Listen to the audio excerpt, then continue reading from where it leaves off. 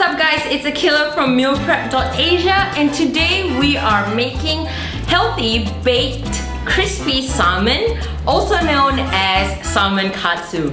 It's a Japanese snack and I can't wait to show you how to make this super healthy and super delicious. Alright, so for Salmon Katsu, and first and foremost really, this recipe is inspired by Namiko Chen from Just One Cookbook.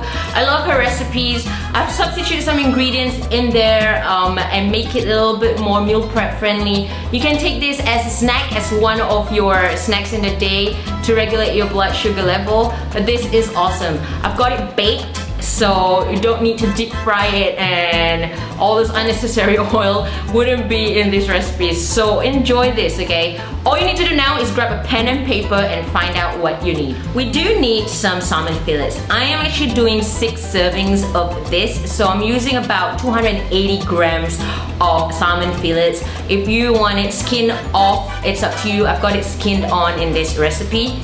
I'm also using panko breadcrumbs. It's a Japanese type of breadcrumbs. You can find it in any Asian supermarket. Or if you're in Singapore, I've got this just at Giant in Tampines.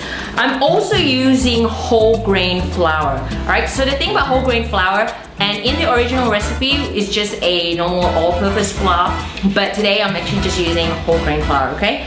We also have some olive oil. We've got garlic. I'm using dill weed as well, so it's just in a little container. You can use fresh dill, that's even better. It's completely up to you. I've also got some pepper. We also need some eggs, and of course a well-functioning oven to bake this salmon katsu.